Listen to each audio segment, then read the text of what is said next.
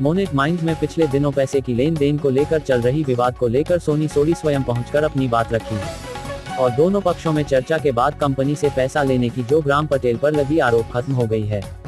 सोनी सोडी ने Monet mines स्थल में स्वयं पहुंचकर कहा कि मैंने ग्राम पटेल को पैसे माइंस से लेने की बात नहीं कहा है।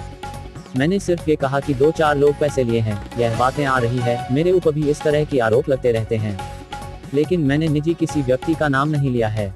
बैठक में उपस्थित लोगों ने कहा कि सोनी सोडी पिछले बैठक में दोर्दे ग्राम पटेल के उप माइंस से पैसे लेने की बात नहीं कहा है। सरपंच सगनी तुलावी ने कहा कि मेरे ससुर के उप माइंस से पैसे लेने और ट्रक खरीदी कर देने आरोप आप लगाए हैं, जिससे डर लग रहा है। इसी बात को स्पष्ट करने बुलाए हैं ताकि किसी प्रकार की क्षति हमारे परिवार को ना हो। सरपंच सगनी तुलावी ने कहा कि 1 महीने पूर्व मुझे भी 30 करोड़ मांग लिखा हुआ नक्सली के नाम पर पर्ची आया है, जिससे मैं डरी रहती हूँ। माइंस स्थल में बीएसएफ कैंप नहीं लगाने की धमकी मिली है।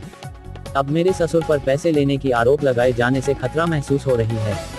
पर्ची असली है या नकली है ये मैं कह नहीं सकती, लेकिन पर्ची मेरे पास है, उसे रखी हूँ। सोनी सोडी ने कहा कि 30 करोड़ पैसे मांगने को लेकर एसपी से बात करूंगी और जो भी मदद होगी मैं आपको मदद करूंगी, ये गंभीर बात है। बैठक में सोनी सोडी ने सभी पक्षों की बातें सुनकर कहा कि लोगों की मजदूरी सहित सभी मांग को लेकर कलेक्टर और कंपनी के मालिक से चर्चा मजदूर क्षेत्र के आम नागरिक मिलकर करेंगे, तब तक माइंस बंद रहेगी। चर्चा के दौरान लोगों के मुद्दों पर कंपनी से सहमति होगी तो माइंस चालू रहेगी, सहमति नहीं बनी तो माइंस चालू नहीं होगी। कंपनी फर्जी तरीके से कामकाज प्रारंभ किया है, वह पूरे दस्तावेज खंगाल कर बैठक में शामिल होंगी।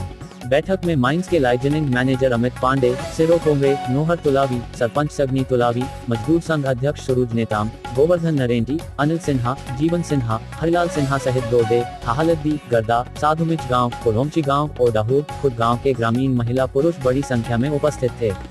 छत्तीसगढ़ और बस्तर के तमाम खबरों पर हमारी नजर, आपकी खबर हमारी कलम। बस्तर के तमाम छोटी बड़ी खबर से हमेशा अपडेट पाने के लिए अभी हमारे बस्तर न्यूज यूट्यूब चैनल को जरूर सब्सक्राइब कीजिए।